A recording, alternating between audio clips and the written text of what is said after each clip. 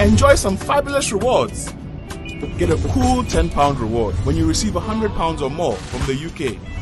Tell your friends and family in the UK to send money to your mobile money wallet or bank account using Express Pay and get an extra £10. Terms and conditions apply.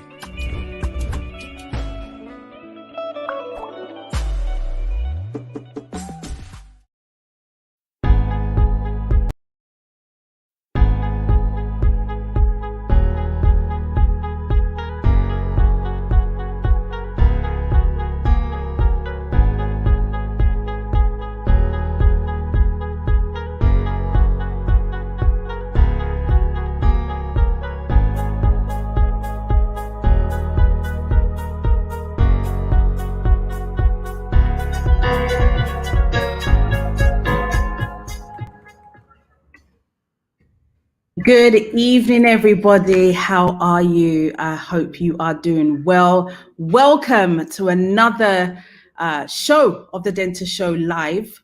As you know, every Thursday and every Sunday, we bring you conversations that matter to our community, whether it's about financial, whether it's about real estate, whether it's about diabetes, health issues.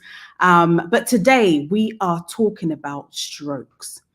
And I have an amazing gentleman. It's one of my good friends, Jennifer's brother, who I've known for many years. He's attended a lot of the Goober Awards.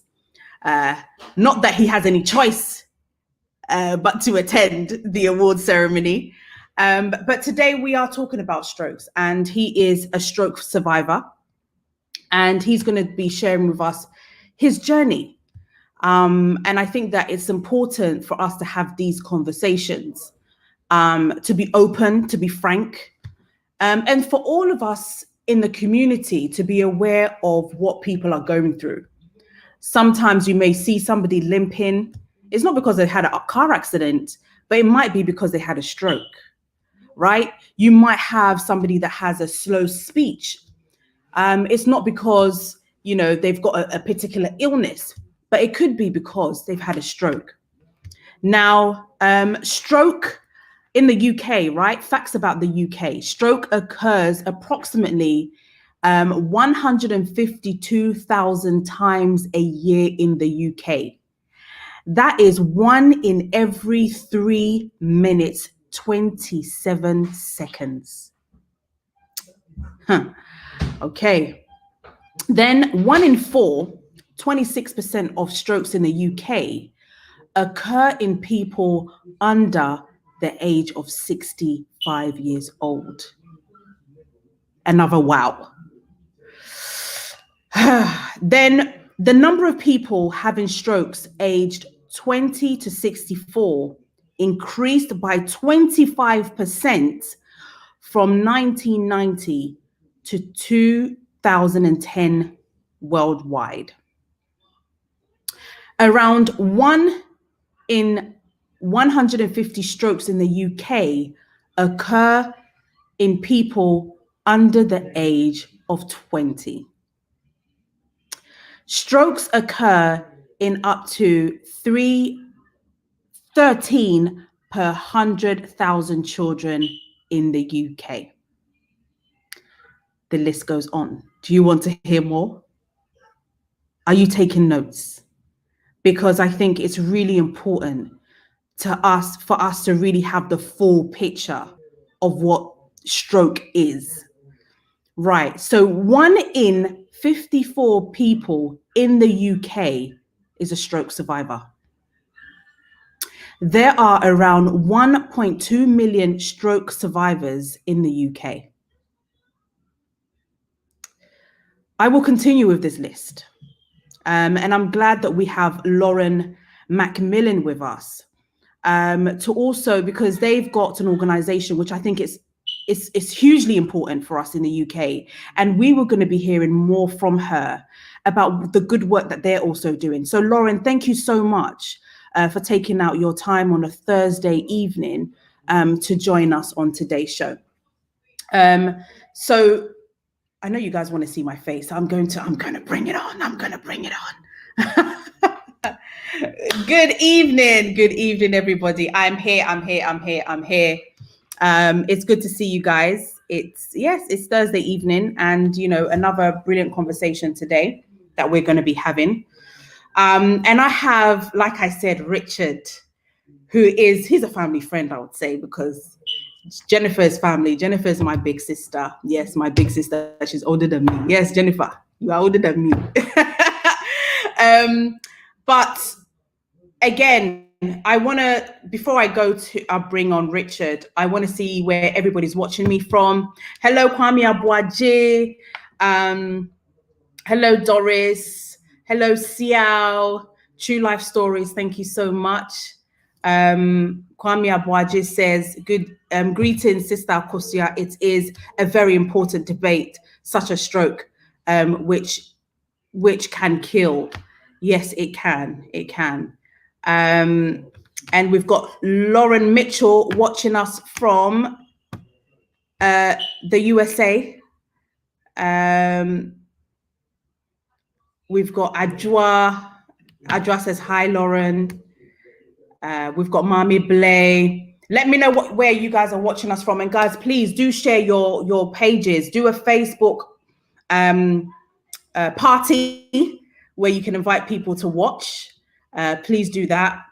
I think it's important that we all do that. Nora is watching us from the USA. Thank you so much for joining us today. It's good to have you on. Adjoa is watching us from West Wickham. Thank you for tuning in, Adjoa. We really appreciate you. So I think, let me bring on my brother, Richard, who I can't believe Richard is going to be 50. Oh my goodness. Like, he doesn't even look 50. Like, anyway, we'll talk about what he's doing for his 50th birthday, which I think is, again, inspirational.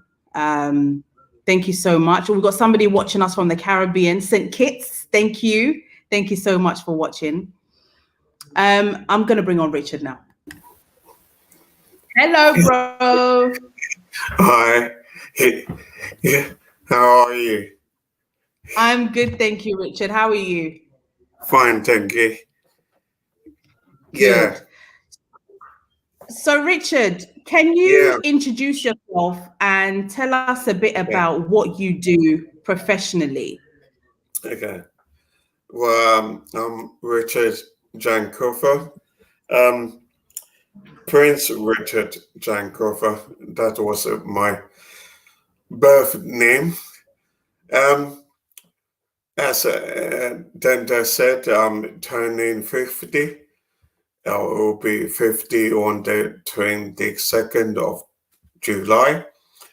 I'm married to Mami Doku.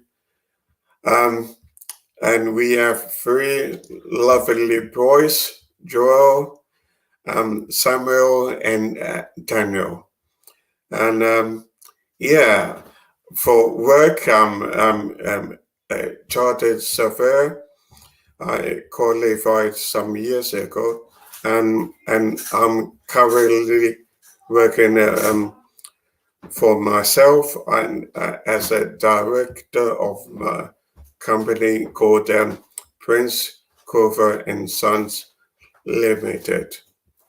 So what else do you want to know? Because I can go on and on, but I don't like focusing on myself. But if you ask any questions, I will answer. I know you will, Richard. Thank you so much. So you were born and raised in the UK. Yes. You later returned to Achimota Primary and returned back to the UK to continue your education in a chartered surveyor by profession, right? Yeah. Yes. Okay. Yeah, I was sent to Ghana at the age of 5 to attend Achimota Primary, but during the food shortages in, I think, in 1984 or 83, I was called back because my ribs were showing. and my parents thought I was getting too hungry in the boarding school. Yeah, so I was at least 13 when I returned. When you returned, okay. Yeah. All right. I think when you returned in 1983, that's when I was born. Oh,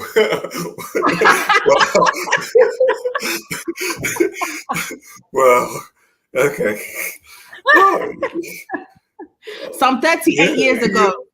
Yeah, you are a baby then. Oh, no, please. No.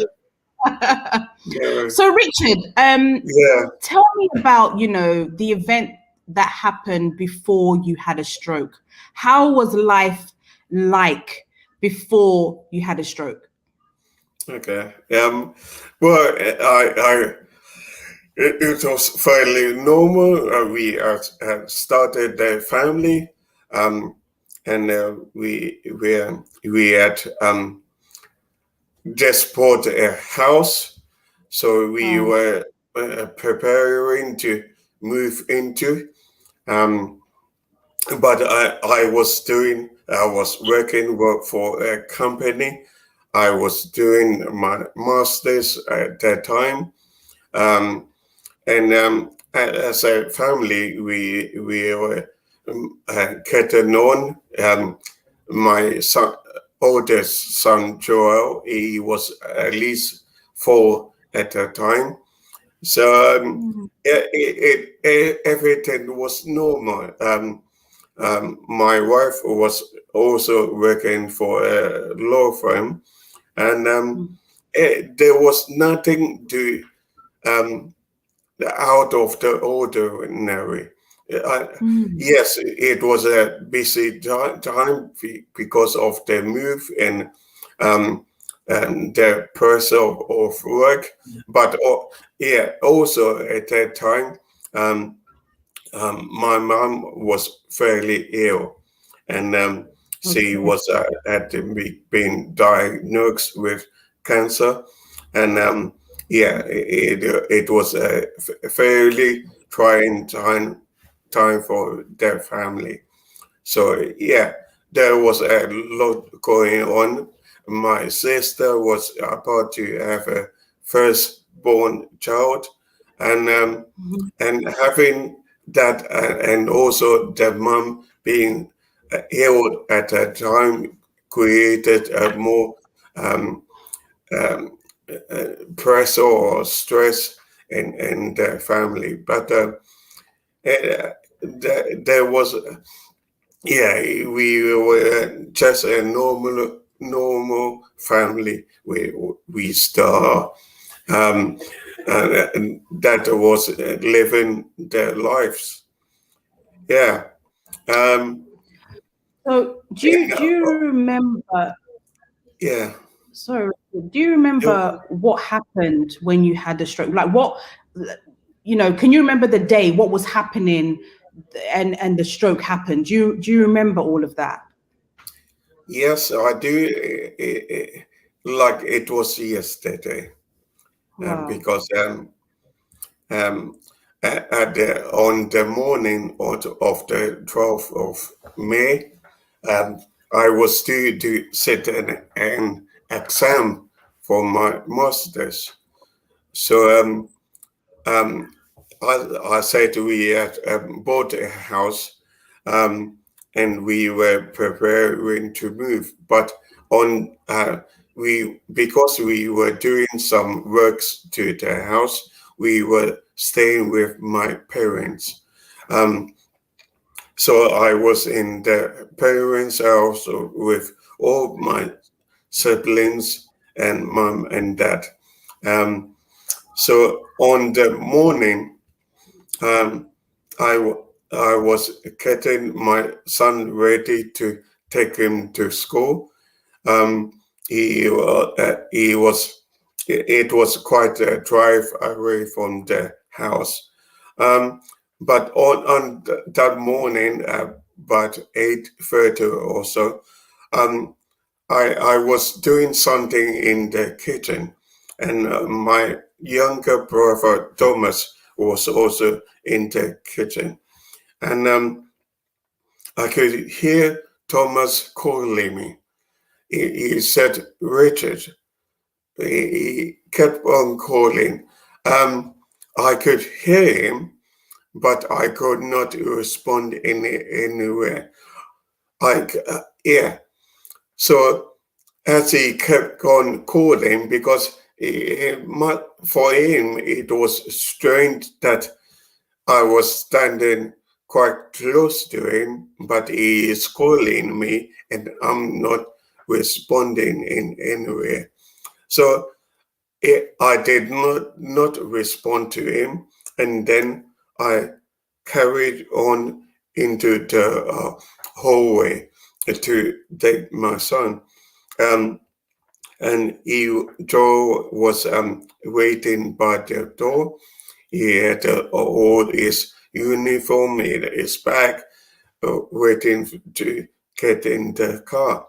And as I got into the corridor, I found myself leaning backwards, and then in front of my 4-year-old son, and my dad and Thomas was walking. I collapsed. I collapsed, and all this time I could see what was going on, but I could not respond. I could not say anything, and I heard my dad say, I think he has had a stroke. Now, that was the first time I had ever heard of the stroke. No one in the family had that I knew of had a stroke.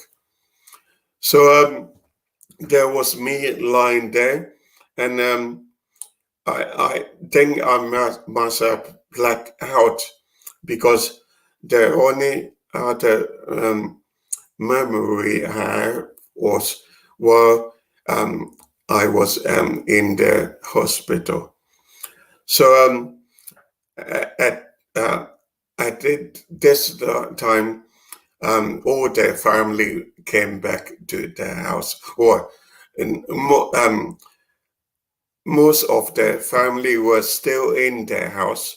And it was funny in that for some reason we were late. Thomas was late to leave. Jennifer was late to school, and that was at home. My wife had just left, and she was on the train.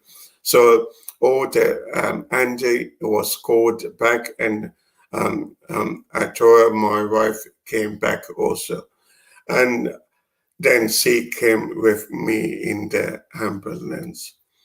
At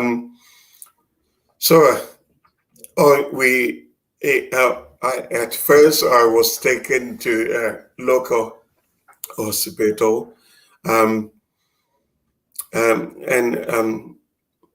I still remember it vividly. Atora was there with my pastor and another sister from our church, and for some reason the hospital was not able to.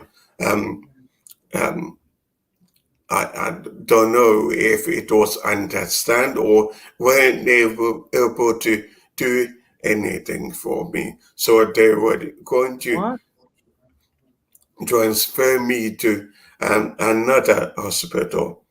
In the UK now we have major centers that deal with serious cases. So I was sent to a well-known hospital, King's College. That was a major center for dealing with strokes. So in the local hospital, because the issue with the stroke is that you would hear this more from the doctor, is that there was a blood clot in my brain, and the longer the blood clot stays there, the more oxygen that the brain loses. So, and the more you lose the more oxygen you lose, the more damage it does to the brain cells. So there was an urgency to get whatever treatment that was needed. So the first hospital were trying to contact the main King's College Hospital, and they did, and they asked me to come over.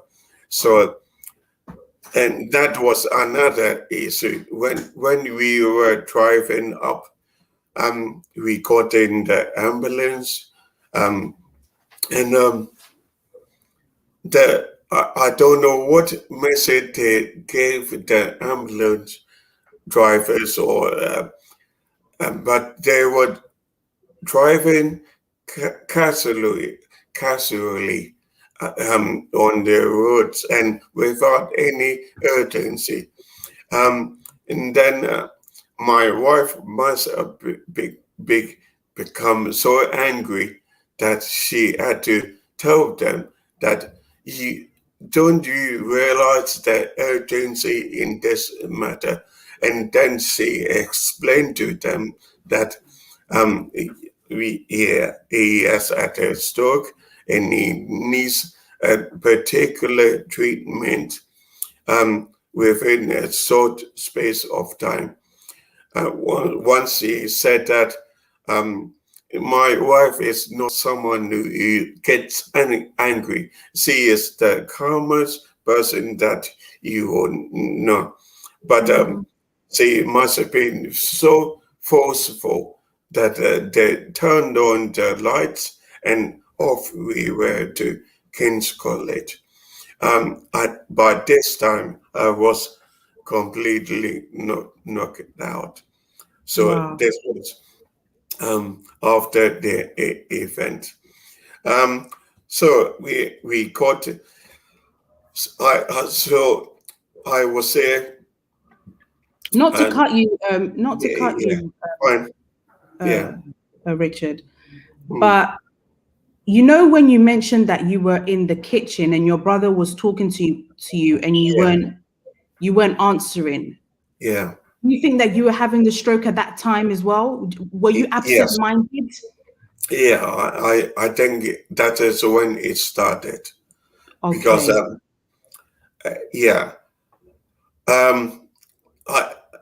I could not move, but I could not respond in any way. You couldn't respond, I don't know if I wanted to, but and I remember at that time I felt quite dizzy. So even as I was walking through the corridor, I was touching the walls to make sure I balance myself as I was walking. Yeah. So.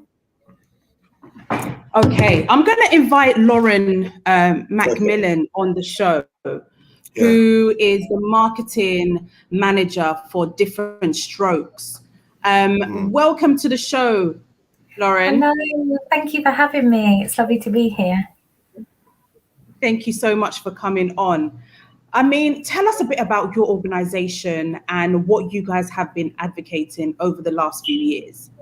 Yeah, sure. So we support younger stroke survivors. So that's families like Richard, who've had a stroke to reclaim their lives. And that's for a number of ways, really. Mostly peer support. So a lot of our staff and the majority of our volunteers are stroke survivors themselves. And so they can provide a level of understanding that you probably can't find elsewhere in the community. We have lots of ways that we do this. We do this through a helpline. We run online exercise sessions. We've got information, and we also, in non-COVID times, have some local groups that people can go along to. Fantastic. What are the? I mean, I've stated some of the facts when it comes to the UK and how many people, young people, are actually getting strokes. Why do you think the numbers are so huge when it comes to young people? Because usually when I first heard of strokes, it was like older generation, older people, but now people in the 20s. Yeah, it is. It's quite scary when you look at the research, and that is increasing year on year. Now, there's lots of different theories. Some say it's lifestyle, so things like obesity, smoking. I think stress is a massive thing in modern life. People have got more going on than ever, more pressure going on than ever. And then also we're starting to see things like underlying health conditions for young people. So sickle cell anemia is a risk factor. There's also a hole in the heart, which is called a PFO, that a lot of people are born with, and it causes no problems. But for some people, that can go on to cause a stroke later on. So lots of different diverse reasons. And they're also starting, obviously with COVID, we're starting to see an increase in younger people having strokes due to COVID as well. Wow. And you,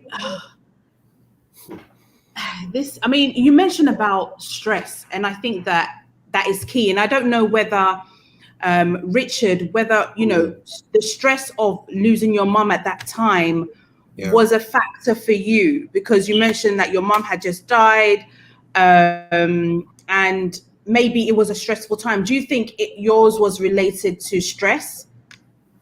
I think in many ways, yes, it was, because there was a lot going on at that time. As I have said, Mom was dying. She has been returned to the house, and she was in a coma when I suffered a stroke.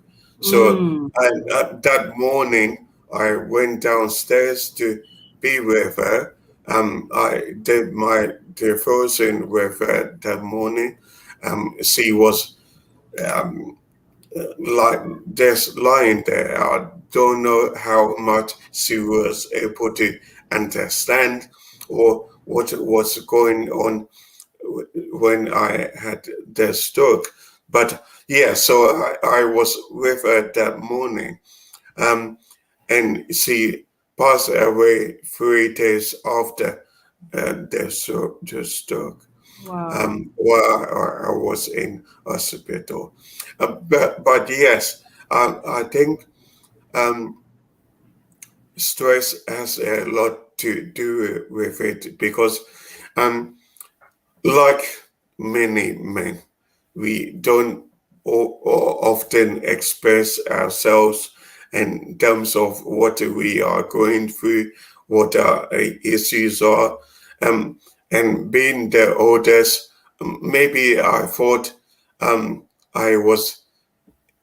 was for me to help my siblings to cope with it, and the family. So yeah, I would not rule that out.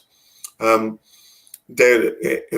I was in hospital, when I went to King's College, some of the doctors thought, yes, I had a hole in my heart, just as what Lauren was saying.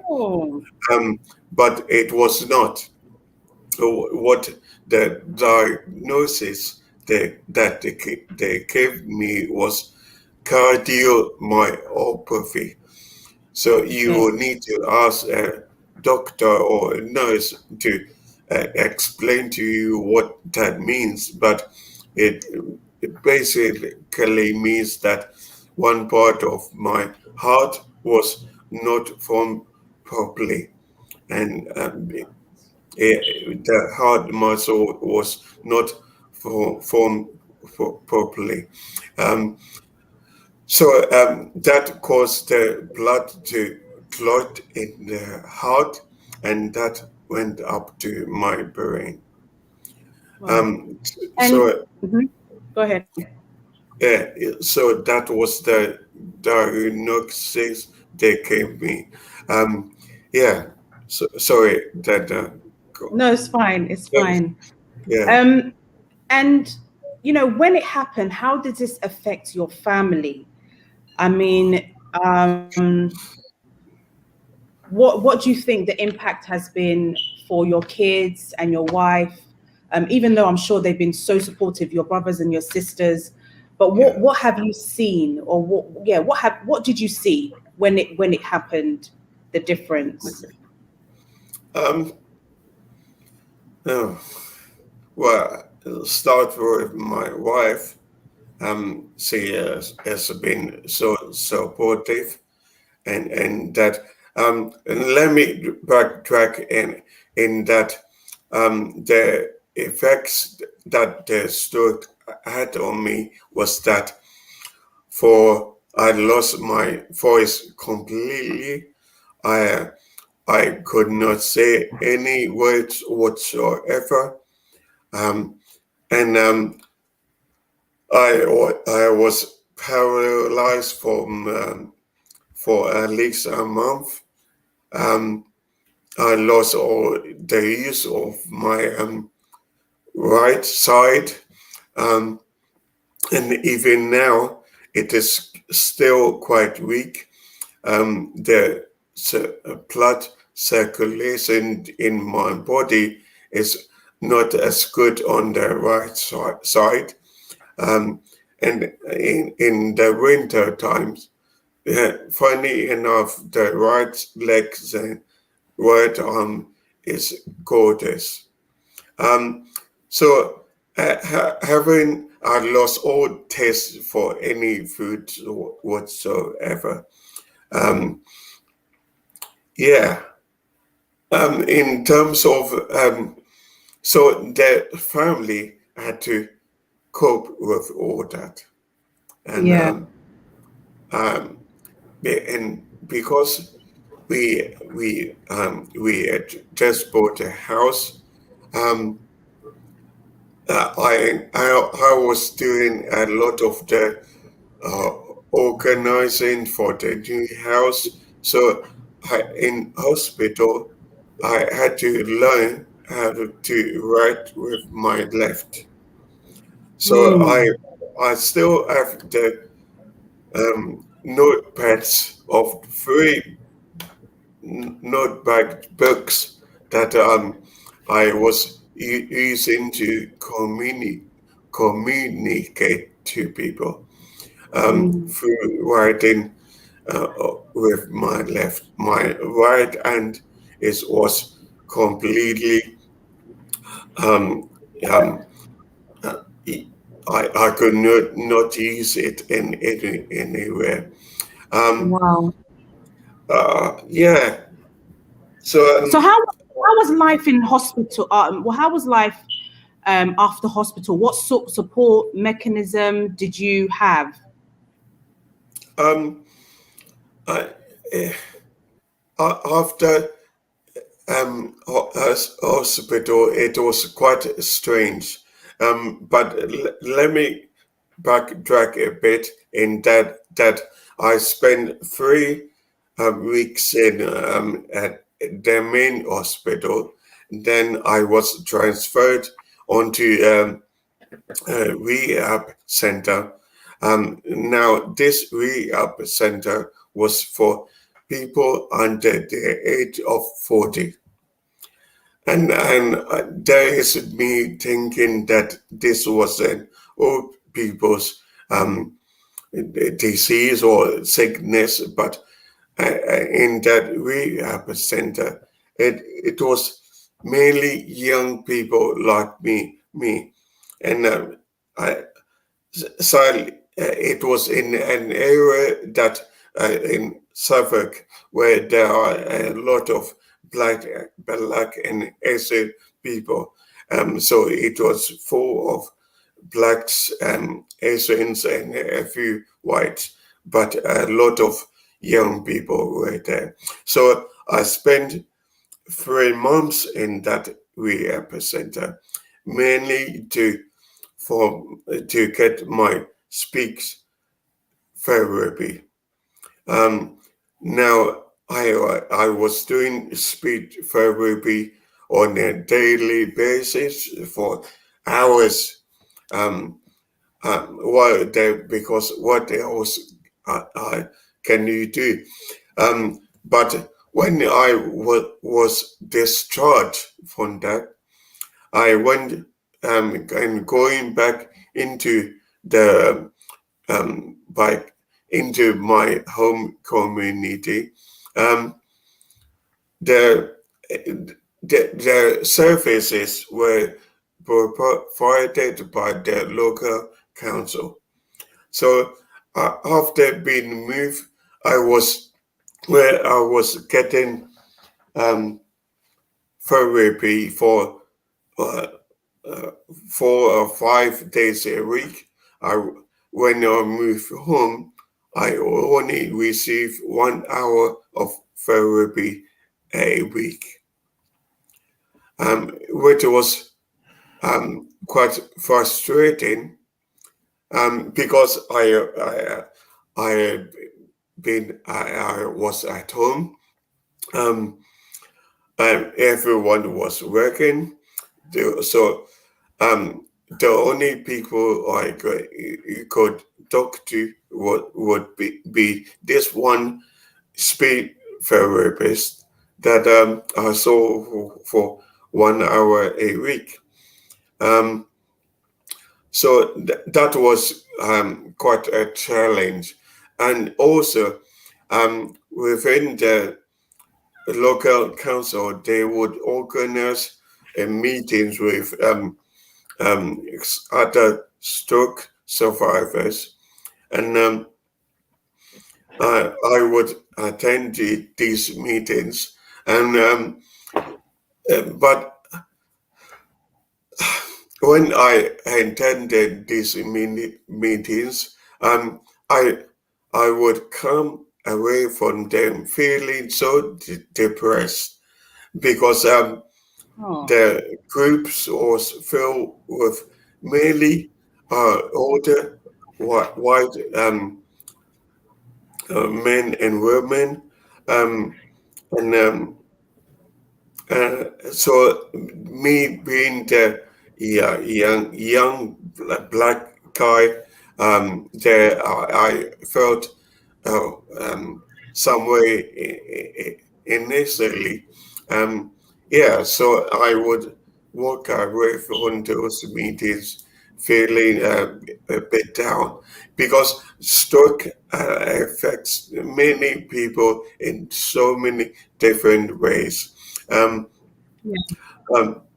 So there was one person you would repeat the same words over and over again, but to them they feel they are having a proper conversation with you, but to everyone is hearing just one word, and it is quite sad. And really, when I was in the rehab center, I realized how fortunate I was because there were people far worse than what I've been through, and So you were grateful at that time, right? Yeah, I was. I still am. Still, I'm grateful for to God for allowing me to firstly live and to see my family again. Yeah. And yeah, Yeah. yeah, and for the NHS because I have nothing bad to say about the NHS because Fantastic. I am so grateful for the care that I was given. Yeah. Yes, some nurses would wake you up at odd times in the night to check your blood pressure or so. Your blood Yeah, pressure, your yeah, temperature. yeah. At 4 a.m. in the morning. Why? Yeah, but I know because I'm a nurse. I used to do that to all the children. We wake them up at 6 o'clock. I need to do your blood pressure. I need to do your temperature. I'm sorry. And then just like, please leave me alone. I want to sleep. But it would be the same when they wake up or wanted, or but no. Apart from that, I have nothing negative to say about the NHS. Thank you. But back to your question. So my family had to deal with all that.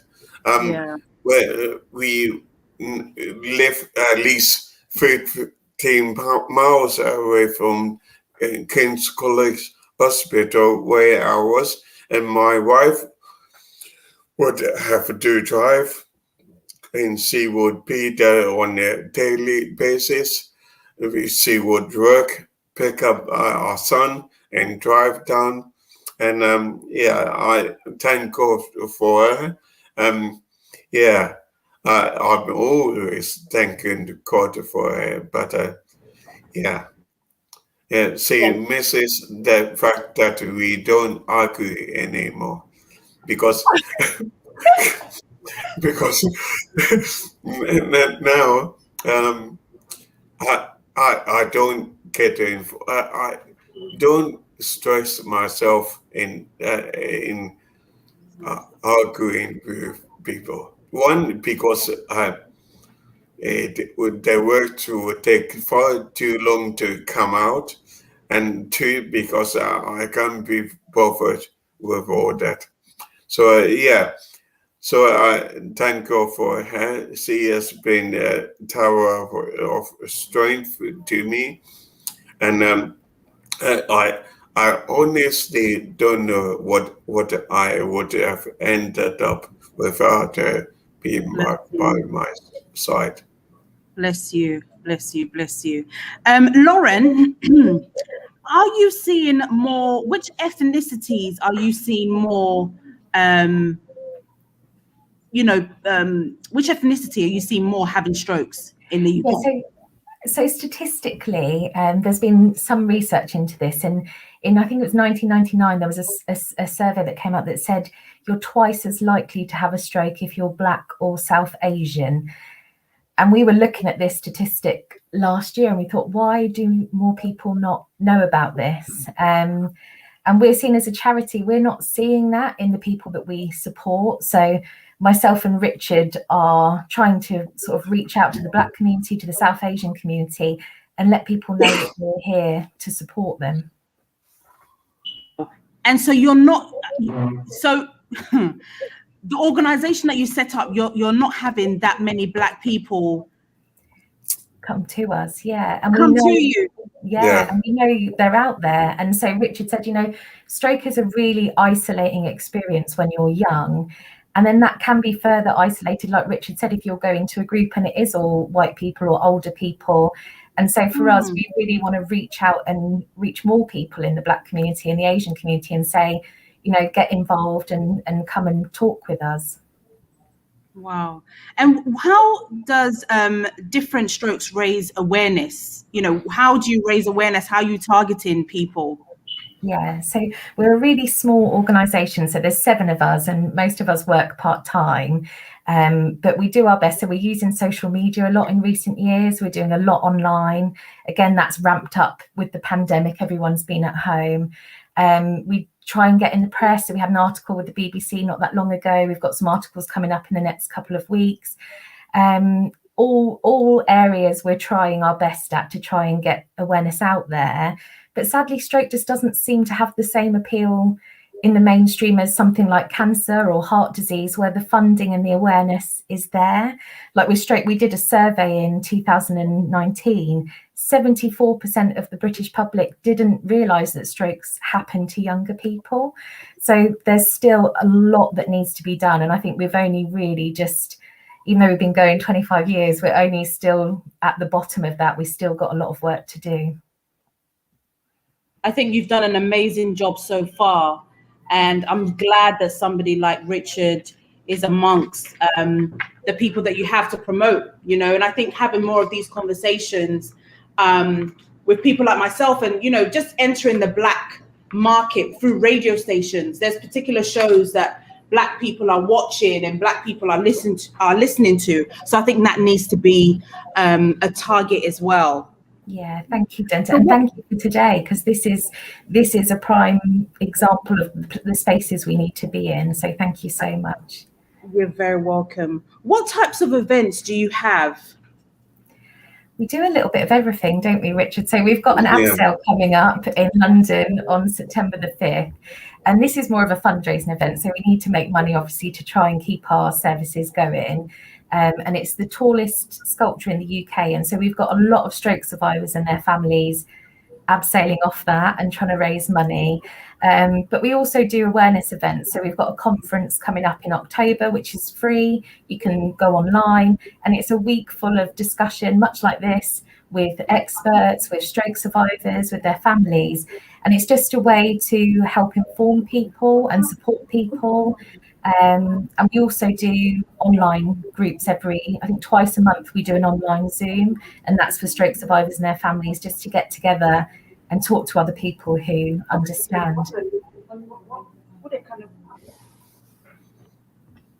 So lots going on, and everyone is welcome. So if you are interested, I don't know if our website will be below, but it's www.differentstrokes.co.uk. I would definitely. Sorry, I didn't know I was live and talking to somebody. Oh Lord. Oh God. But yeah, people that speak Chi would definitely understand what I was saying. But Lauren, thank you for that. And people have questions. I've seen that. If you want to put your questions, please put your questions up now. We'll be going to the questions shortly. But back to Richard, tell us about what you are doing for your 50th birthday, how we can support and donate to the cause. So please tell us a little bit about that. Well, firstly, thank you for saying I don't look 50. Thank you, because I've been told that a number of times. So I'm feeling quite good about that. So what am I doing? I'm doing a number of events. One of them is I would be doing the upselling in September, and that is news to Lauren, but yeah, would it be?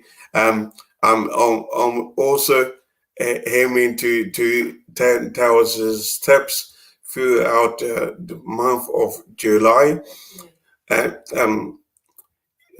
throughout the month of July, and also we are doing a group challenge at a center called Rehab that is happening this weekend.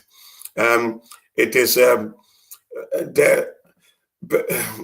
the one way I could describe Rehab is in Ghana we have the Kakum National Park, and where with the wooden bridge that people go on. So with Hope, there are a number of those sort of obstacles where from quite high up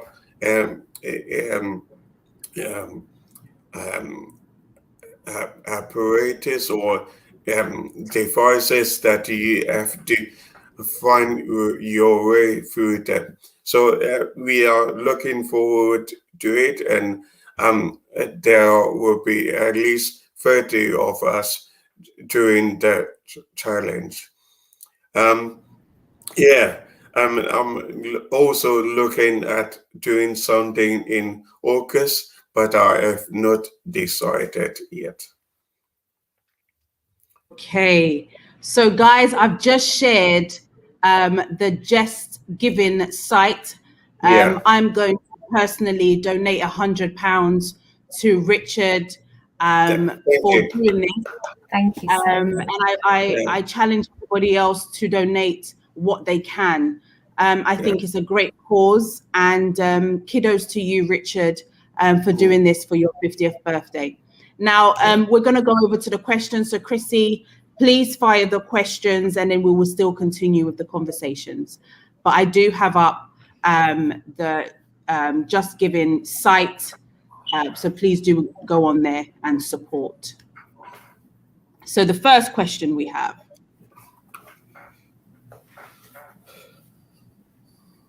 I think Chrissy's going through the questions now. But whilst we go through the questions, Lauren, is there any, so should people go through the website to contact you? Yeah, go through the website, which is just differentstrokes.co.uk. There's a contact form in there. There's links to our social media. So we'd love, to hear from people. Okay. All right. So I'm going to put the website details up as well. Yeah. So people can access that. That's brilliant. Let me put that up. And I know this probably must have happened at some point, Richard, but at some point, did you feel like giving up? Were there times that you cried? Were there times that you questioned God? Were there times that you thought like, why me? Why now? Why am I in this situation? Did you ever lose hope in God? Like, what mentally was going through your head at these times?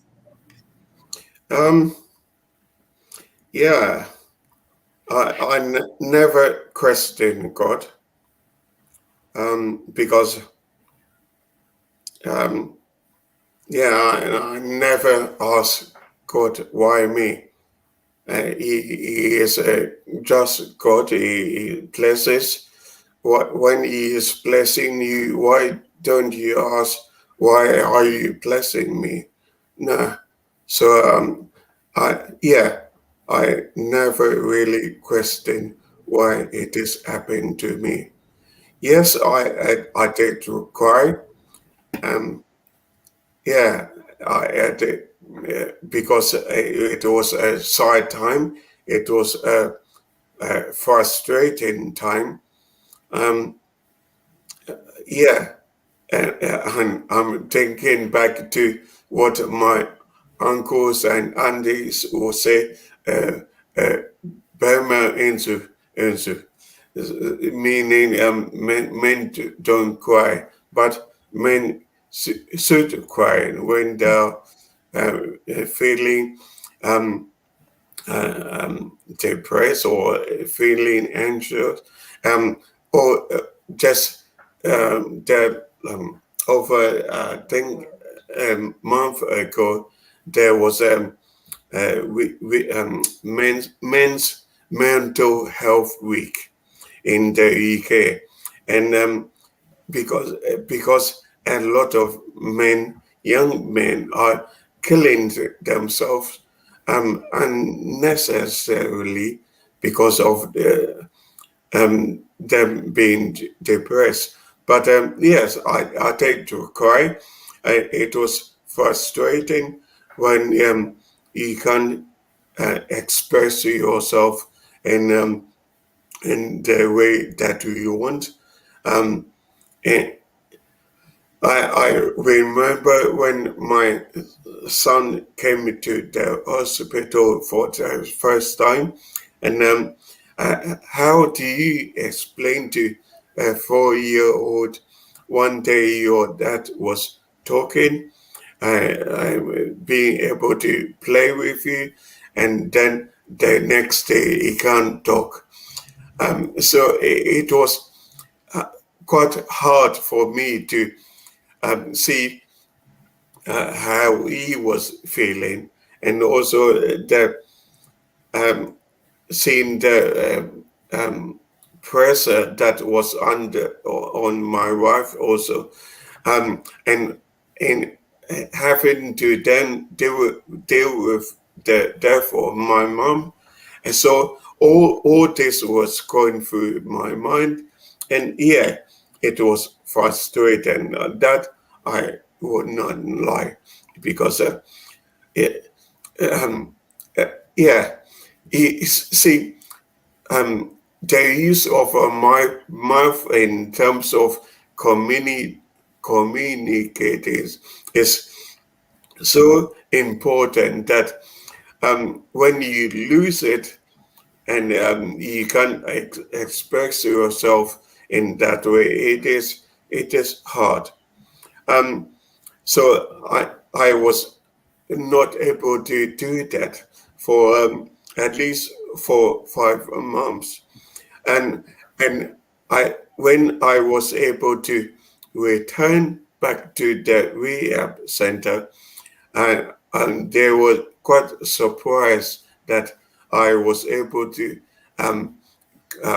be able to communicate with them, because sadly they were predicting that I would not be able to speak for at least 2 years.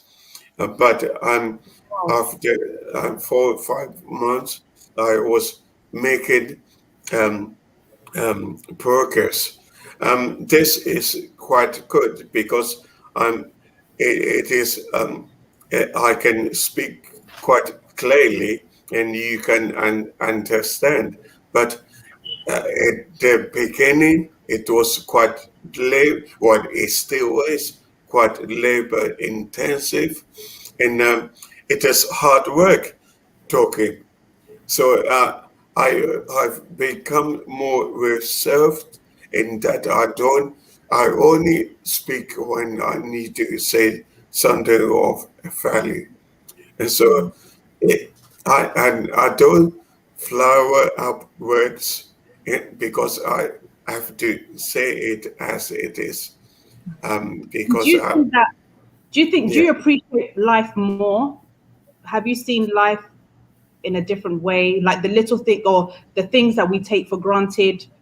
Do you see things differently? Yeah, I do. Because that in you makes you realize that life is so fleeting. Within a moment, you could lose your life, you could lose your limbs, you could lose um, um, everything. Yeah, so I've come to appreciate more my life and what it means, and to understand why I'm on this earth, um, and to be um, um,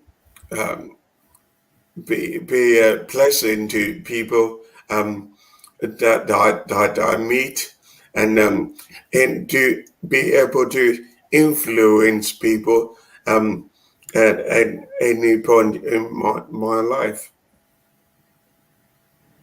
You are an inspiration, I tell you. Even your response and what you said is that, why should I question God? When He's blessing you, do you question God and say, God, why are you blessing me so Yeah, much? Why yeah, are you giving me so much money? You know, and you're absolutely right. You are absolutely right. And so I guess God then gives you the strength to be able to carry on, right? Yeah, it does. It does. Absolutely. Yeah. He would supply all your needs according to his riches in glory. And then he is the only one that you can depend on. Man fails you. Sadly, I have lost a number of friends through this experience. Um, Wow. yeah, yeah, it is sad, but At the age of 36, you had the stroke, and from then you've lost some close friends that you thought were your friends. They've just all disappeared. yeah. Some thought maybe, yeah. Some thought maybe let us leave him for a while because well, yeah.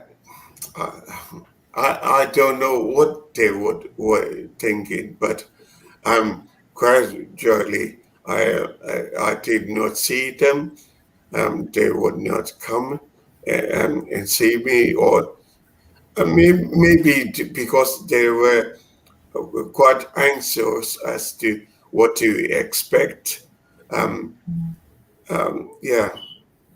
And it is, sadly, that is a common experience. You know, a lot of people within our community say the same thing. And one of our most looked at things is a blog called When My Friend Has a Stroke, because I think people want to be there, but they are scared, or they don't know how to support someone going through such a life-changing thing. But what I would say is just keep in touch, send a message, don't disappear. You don't have to be perfect, you just have to be there. Thank you, Lauren. So we've got a question on the screen. How do we prevent this, Lauren? Another question from a girl called Lauren Mitchell. And this is the question she's asking. Yeah, I think there's different ways. So I think as a society, awareness is massive, because if you don't know, you can't prevent. I'd say medically, screen ups, more resources into looking at these underlying conditions and research. And then individually, it's looking at, if you're sitting here and you've got a risk factor, getting support and management with that. And it's not always easy when it comes to smoking, when it comes to weight. It's something I struggle with. You know, getting the right support in place is pivotal. And then also with stroke, sometimes they're not, preventable. Sometimes it is genetic. Sometimes it is just something that happens. But if you see someone having a stroke, acting early is key. So being aware of those signs and symptoms is also a great way to prevent someone having such a life-changing stroke. It could be more mild. So what are the signs though, Lauren? What are the signs? It's a difficult one. And I think those in the UK, you'll probably recognise the FAST advert, which gets a lot of attention. So that is the face drooping, the arm or one side going numb, speech being an issue. But what I would say is that not all people have those classic symptoms. It could be dizziness or vertigo. It could be vomiting. It could be a headache. Vision, for some reason, a lot of younger people, it's the vision goes in one eye, or you start to go blurry. So what I would say is always have it as a question in your mind. If you're with someone, or you're having one or two of these different symptoms and you're concerned, always get it checked out, because it's better to go and get it checked out than to leave it. And so just always be aware that it might not always look like a stroke, but it might be a stroke, and be aware of those symptoms. Yeah. I know that one of DJ Abrantier, who was a very prominent DJ on BBC Extra One, was a radio DJ, and he had a stroke. He was like always in the gym. He's, working out. He looked fit. When we heard that he had a stroke, we were like, how? Because this man is fit. He's he looks fine. So it really doesn't matter about whether you go to the gym or you've got a six-pack or all of these things, but actually it's whether you're stressing about something. It's whether you've got anxiety about something. Those are the things that can affect you, right? Yeah, we say stroke doesn't discriminate. And I think sometimes people who've had a stroke then look for answers and they might blame themselves. They might think, I didn't do this or this didn't happen. And I think that isn't useful, because sometimes it is something that's been out of your control. And if you're not aware and you're not getting that support, you can't find the answers. And for some people, I think particularly where they've done everything right, I'm going to the gym, I'm eating healthily, I'm doing all of these things, and then this has happened, they're like, why has this happened to me? And there is that questioning, which I think, Richard, you've answered that beautifully, is that actually you don't always need to ask why, you just sort of need to move forward and look at what life can look like going forward. Yeah. And did your workplace adapt to your your role of working, the environment? Did they support you? Were your employees responsive? Did they support you after you had your stroke? Yeah, I would say they did. I was working for the Church of England at the time. I was one of the surveyors, so it would have been not good for them to let me go. Yeah. But I joined them just six months before the stroke happened. So I was in there when 6 months after. So I was able to get all the benefits of the sick pay, and so they were able to support me in that way, and they provided me with some devices. I had to have an assessment by an occupational therapist to assess what I could or could not do, and it was a phase returning back to work. So I would go in for for a few hours in the day. So they were very supportive in helping me to get back into work. But the challenge was for me to assure myself that I was ready to go back into work. So I'm trying to plug in my charter. Right. Yeah. That's okay. So why do you think, there's a question, Lauren again says, why do you think that Black British people are twice as likely to have a stroke? Do you think this is something to do with our career, culture, family background? Yeah, it's a hard question to answer, because I think there's so many different factors, environmental, cultural, and also these underlying conditions. So sickle cell, where there's comorbid conditions that are more prevalent in the Black community. But we are seeing now, there was a study done that looked at genes, and it said that the 38% of people have the risk of an ischemic stroke, which is the most common kind, because of genes. And the problem we have with research, a lot of it is done on people of European descent. So there's not enough research going into people, from Africa, from different countries. Why is this more common? And so that's something at Different Strokes we'd love to see more funding going into, more awareness being raised, is to look at the real core issues of why this is happening, and also look at raising awareness so that we can prevent and bring down those numbers going forward. But yeah, so all of the above. I think careers, culture, family background, like a lot of you I know have said in the comments, stress is massive. And I think if there's a lot of pressure, as Richard said, being the oldest or financially in sort of your life, then that is going to have an impact too. Oh, thank you, Lauren. Thank you so much. I was just talking to Dr. Ajay, but unfortunately he's having trouble logging on, unfortunately. Okay, let's go to the next question.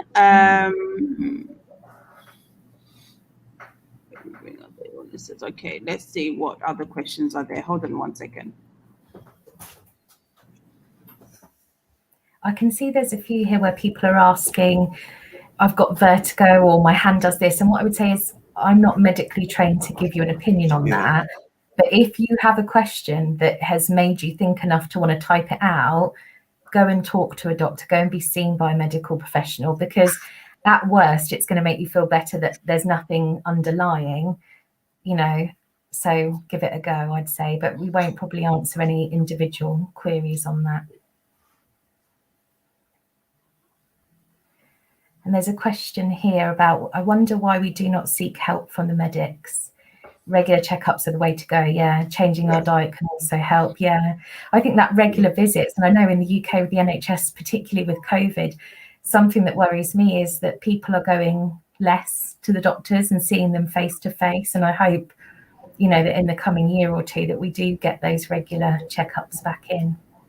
Absolutely. So I have Dr. Ajay on the phone, and I hope that when he speaks, people will be able to hear him. But one of the questions that somebody just asked is that, Doc, why is it that stroke happens more in the Black community? Is it our culture? Is it our career? Is it, family? What is it that is affecting us that we are more likely to have a stroke? I think can you hear me? I think there's a lot of genetics to that. Blacks tend to have high blood pressures, really. So our blood pressures are much higher generally than the Caucasian population. And hypertension tends to be one of the major risk factors for developing strokes. Okay. So that's one of the main reasons. The black on the African subcontinent are believed to have had many of them believed to have had malnutrition that have affected the number of kidney nephrons in their kidneys, and that also might lead to the risk of developing high blood pressure, and that also put them at higher risk of developing hypertension and stroke. Then the issue of genetics do come in, as well as the belief that particularly to have the highest strength, which also risk of hypertension and also development of strokes for that matter. And so there are a lot more issues that may be, but when it comes to things like stress, which is an independent risk factor for strokes, in Black are more stressed than of the genetics of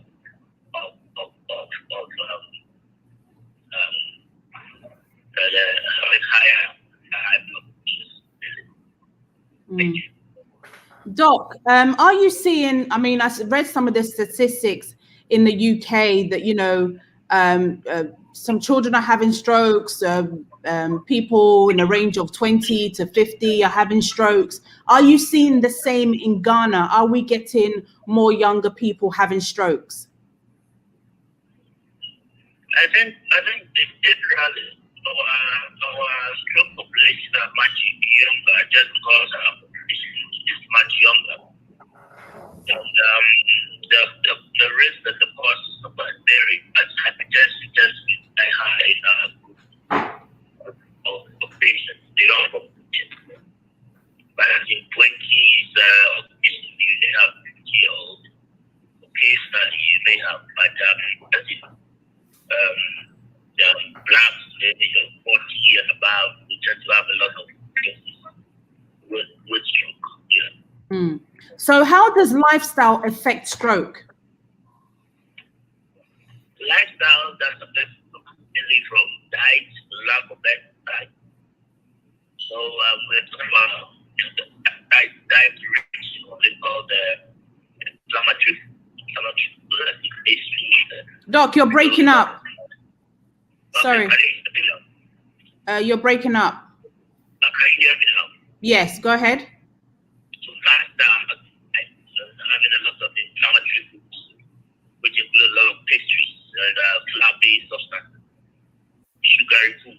Okay. And avoiding fruits and high fiber diet, that kind of thing, can affect your increase your risk of developing strokes.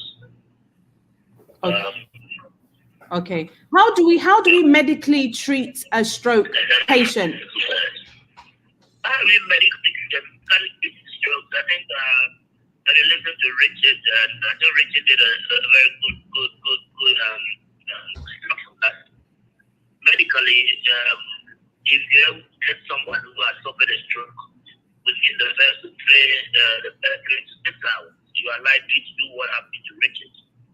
You have to thrombolyze them and recanalize clotted vessel, such that you can reduce the deficit, the neurological deficit that comes out of it. And that's what happened to Richard. And then right after the thrombolysis, these patients are put through strict rehab medication and then control of the risk factors, mainly the high blood pressure and the high cholesterol and cholesterol, diabetes. And also patients that may have heart disease, and then mentioned that he might have had a heart disease. Interesting thing is that he had a very interesting heart disease, quite rare and genetic origin. So, because it has non-compromising cardiomyopathy.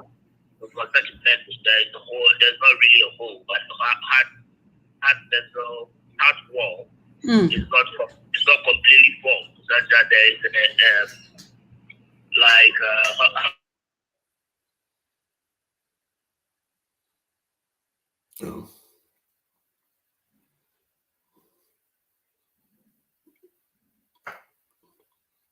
We have lost that doc. the little things that can happen. So the main thing is to put the patient within the hospital within the first 3 to 6 hours. And once you get the patient in the hospital, then we can remove the clot or lyse the clot and then reduce your risk of neurological deficit.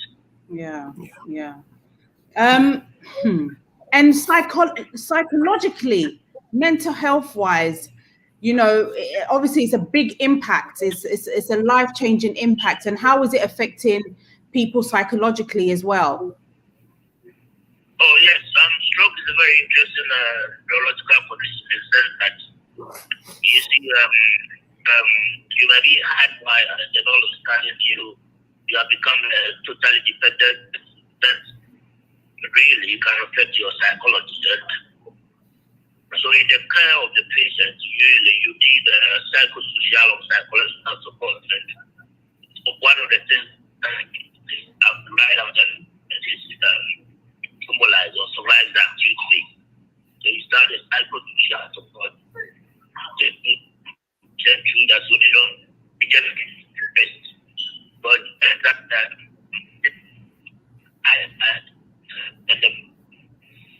Doc, we're losing you. Not quite. Can you hear me now? Yes. Can you hear me now? Yes.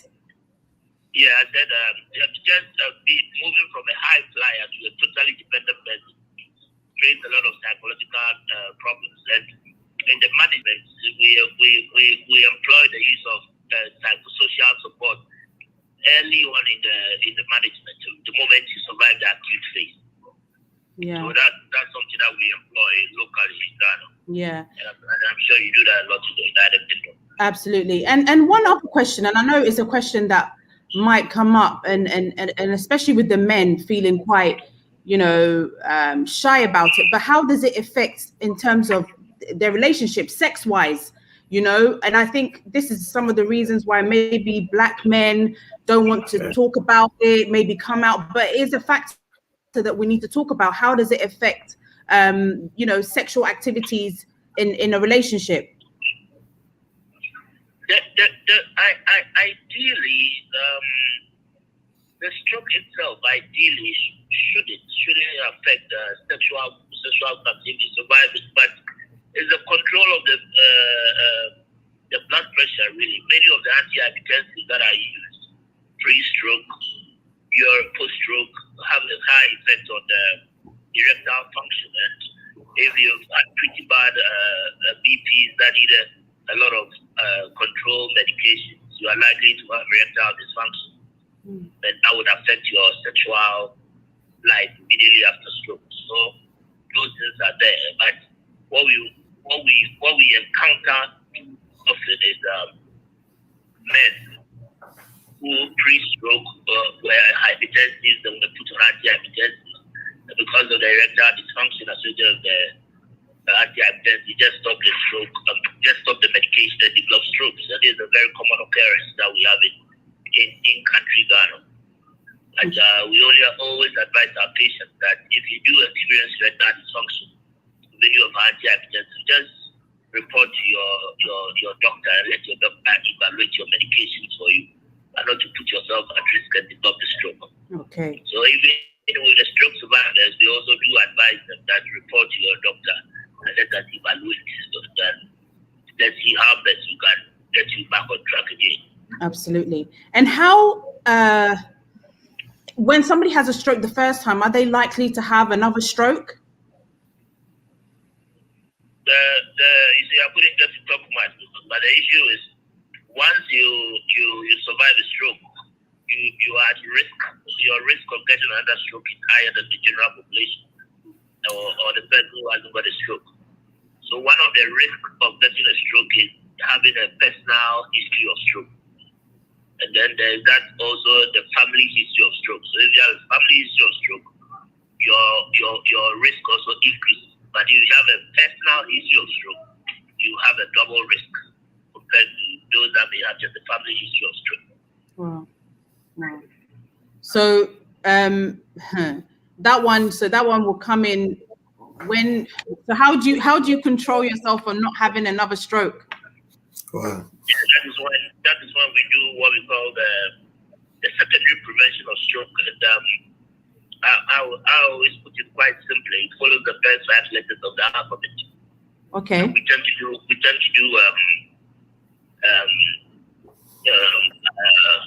antiplatelets. That's where you use all these agents that tend to thin the blood. Mm-hmm. We tend to lower your blood pressure, which is the B. Those that have high lipids, high body cholesterol, serum cholesterol, we will lower your cholesterol. Okay. And then we talk about diet control. We tend to avoid inflammatory diets. Those pastry diets, flour diets, sugar diets. We tend to use a lot more fruits now, salads and all those vegetables and all those things. Yeah. And high fish, less red meat, more white meat, that kind of thing. Wow. And then exercise. It is believed that 150 minutes of exercise a week also puts the doctor away. So those are not the little things that. But I was mentioning about exercise, Doc. I was mentioning about exercise. I mean, I know this person that was in the gym every single day. Every single day. He has a 6-pack, but still he got a stroke. Yes. But that is another issue. We are talking up here about a lot of things. The first 5 letters of the alphabet, we're talking about blood thinners. So if you have a genetic condition that predisposes you to have stroke, it means that you still have the genetic precondition. Okay. Which needs to be also looked into. So if you have a sickle cell disease, exercise is good if you do it, but you still have that tendency to develop a sickle hemoglobin, which puts you at risk of a possibility of a thrombus formation and a stroke. Those are some of the things. Thank you, Doc. Thank you. I'll go back to Lauren because talking about the sex issue, you said there's lots of videos about having sex after stroke. Because I'm sitting here and I'm thinking, like, Yeah. a question that a lot of men are trying to talk about, right? Yeah, absolutely. And we found this was an issue that people didn't feel as confident asking their doctors about because they're worrying about the limb, they're worrying about the emotional side. And sex, often it feels like it's not worth asking that question. So we've got a whole host of resources on our website and on YouTube where we've got a doctor answering those questions, like when is it safe to have sex? can I use Viagra if I've got high blood pressure, all sorts of things like that. So I would say look on the website if you have got any questions that you don't feel comfortable asking here, and hopefully we've got that question, an answer to it, or get in touch with us and we'll find an answer for you. You also mentioned about young people having stroke during sex. Yeah, Wow. So this came up when we put the questions out, and I talked to Dr. Giles Yeats, who's like a neuropsychologist and a couples counsellor, and he told me actually it's really common for people to have a stroke during sex, and then that causes a whole host of anxiety about afterwards, when do you return to that, and so that can be a real trigger for anxiety. So again, ask those questions, because doctors want to help you, and quite often they're not going to be embarrassed. They would have heard and seen so many things that aren't embarrassing to them. Yeah. And just to say that I've been blessed with 2 sons after my stroke. So it is, I know it is an issue with many, but thankfully I have not had any issues with that. So it can be overcome. I think that's the thing, isn't it? And Yeah. So what support is available or given to families caring for someone who has had a stroke? That's a very good question. Yeah, there's not enough in this country, I don't think. And I think we provide a lot of emotional support. So it's a lot of peer support on our group. We've got this fantastic Facebook group that's closed. There's about 5,000 people on there. And if you're caring for someone, you can go on there 24 hours a day and let out how you're feeling, ask a question, say, do you know what, I'm really struggling today. And there's always someone, if not 100 people, who will respond and support you. So we try to provide emotional support. In regards to actually the physical support, there isn't a huge amount out there. If you can get access to carers or help, that's great if you want that. But if it's just day to day needing a break, I think a lot of people rely on family and friends and a wider network. And sadly, not everyone has that. So there isn't enough out there. There are local carers organisations. There are charities that do things on a local level. So again, if you're struggling and you haven't got the energy to look it up for yourself, we can help signpost you to things in your area that might be of some help. Okay. Doc, somebody says, what is the best diet for a person should have following a stroke? That's kind of interesting. I think I can only suggest that you say you have a diet high in potassium. Really, now includes the fruits and green leaf vegetables, and avoid red meats, and have a lot more fish. The fish with the oily fish was the other one. Those ones that tilapia. Salmon.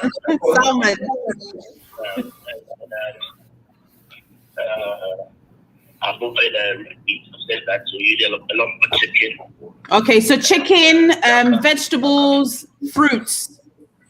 Chicken back, so avoid the back of the chicken. So avoid the back of the chicken, the front of the chicken. Yeah. Okay. So those are some of the little things, and I think that if you have a lot more of plant proteins like nuts, that kind of food. Yeah. Okay. Yeah. Okay. All right. Doc, thank you so much for joining us on the show. I'm so sorry that we couldn't get you on the platform, but we are so grateful for you speaking to us over the phone. Thank you so much, and I hope that one of these days we'll be able to meet whilst I'm in Ghana and hopefully connect you on the platform. Sure. Thank you so much. You're welcome. Okay. If there's not any more, okay, Pamela, the FAST campaign is something that everyone can familiarize themselves with. It can save a life. Do you know about it, Lauren? Yeah, so this is what we talked about earlier. So that is looking at if someone's face is drooping, if their arm or sort of one side is weaker or they can't move it, speech, so if they're slurring or they're absent or they can't speak. And then the last thing is time. So if any of those things happen, along with what we were talking about earlier, dizziness, any of that, call an ambulance, get medical attention as soon as you can. Thank you so much. And guys, I am putting up Richard's, he's a chartered surveyor, his website details if you ever need his service. I think that, you know, his work. So you're working from home, right? Yes, yes, I am. Okay. And yeah. No, go ahead, Richard. You were about to say something. Go ahead. No, working at home, doing a lot of surveys for people who are buying houses, but we do a lot of other works with buildings, extensions, love conversions, all sorts we can do. Okay, fantastic. Lauren, I can't thank you enough. It's been 1.5 hours of a great conversation, good advice, and I'm hoping that many more African Black people are listening to this and are, you know, going to go onto your website, differentstrokes.co.uk, because you are offering that support.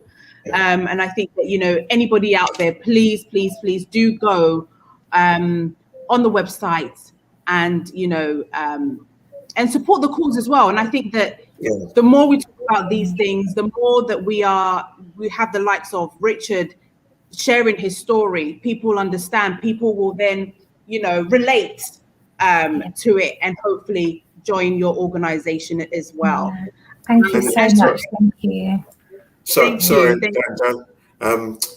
just one thing I wanted to add in that I saw on one of the questions, someone who was 28 had their stroke, and it has been 10 years now. Just to say to young people that it is not the end of the world. You still have your life. You still have plenty more to give. I in my situation, I chose to swim instead of drown, because we all go through difficulties. We all have challenges, but it is up to you to make up in your mind what you want to do. So I chose to swim out of the situation, and thank God I'm still here to tell the tale.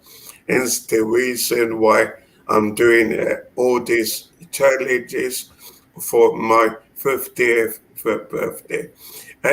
And in those times, I never thought I would turn 50. But thank God I'm still here. So to anyone who has had a stroke, please don't give up. Look for help, because help is there, but it is not good for you and for your health if you continue to stay within yourself and not get the help that you need. Absolutely. Thank you so much for your wisdom and sharing your story. And you can't leave my show without me singing happy birthday to you. Happy birthday to you. Happy birthday to you. Happy birthday, dear Richard. Happy birthday to you. Happy birthday, Richard. May you be a blessing, continue to be a blessing onto your generation. May you share your wisdom with everybody and your story. May you grow from strength to strength. May you be the light that everybody will see and, you know, come to. And I just want to say thank you so much for coming on today's show. I am honored to have you on the show and for you to be so strong and share your story, because it is an emotional story. It is a tough story. And you have been able to not give up and just have that strong faith when some people won't have that strong faith. But you stand amongst many and say, you know what? If God has given you life, you just continue to give him thanks and walk in that light. So thank you so much for coming on the show. I really, really do appreciate you and your family. I love you guys all. Your sons, your sisters, all of you. We're one family, but thank you so much. We really appreciate you. Everybody's wishing you happy birthday. Guys, when you say a prayer for my brother Richard, but most importantly, pray for yourself as well, because these things can happen to anybody, any of us, any single one of us. And so make sure that we are taking care of yourself. You know, once in a while, just shut down, have a massage, go out with and this also shows the importance of being together as a family and enjoying your family as well, because you never know tomorrow. You know, Richard never knew that, you know, being in the kitchen, his brother talking to him, he not being able to respond. He never knew. And so let's enjoy our moments with our family, with our friends, because you never know what will happen tomorrow. So Richard, Lauren, thank you so much once again for joining me on the show. Thank you. Thank you so much. Another amazing episode, guys. I hope that you have enjoyed the episode. Make sure that you share this show to everybody, because I think that it's important that we all talk about issues that are happening in our community. You know, I've talked about fibroids, I've talked about sickle cell, we've talked about marriage, we've spoken about so many different things on this platform. And I think that, you know, we must be able to share the news, so that you know, we need to raise awareness about these things. And it takes me and you to raise that awareness. So share. And guys, please do support Richard's birthday. What should I say? Birthday walk. You know, he's trying to do a lot. And you guys to donate, you know, even nothing is too small. Little drops of ocean makes a mighty ocean. So even if it's £1 that you're going to donate, if £1 added on to another £1 makes £2. And there we go. So please do donate as much as you can. Let's support this amazing cause. I must say a big thank you to my sponsors. Let me put them up on the screen. Easy Pay. Send £100 or more to family and friends in Ghana on Express Pay, and you get £10. Yes, £10. Again, let me put up something about different strokes. These are people on the screen, and these are the ages I think that they had their strokes. We've got 37, we've got 34, we've got 39, 40, 18, 36, 28, 27. So guys, it can happen to any of us. And again, this is Richard. And this is a quote from him. I love knowing that I am making a difference to someone's life, be it a fellow stroke survivor or their carers and families from different strokes. And that's, you know, I think this might be on the website as well. And this is Richard's beautiful family. Yes, him and his beautiful, supportive wife and amazing children who are always by his side. So again, thank you so much. And this is the Different Strokes website. Their tagline is reclaiming lives after stroke. We help younger stroke survivors remain their lives through active peer support and independent recovery. So guys, that is the show tonight. I hope that you have enjoyed the show. And don't forget to go on Designer T website, guys, and grab yourself a t-shirt, whether it's Ghana, whether it's Jamaica, whether it's Zimbabwe, whether it's South Africa, whatever you rep, he can do it for you. That's the social media handles at the bottom.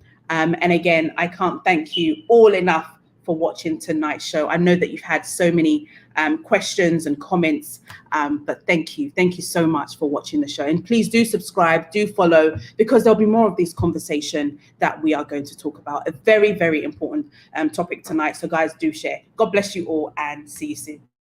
Bye.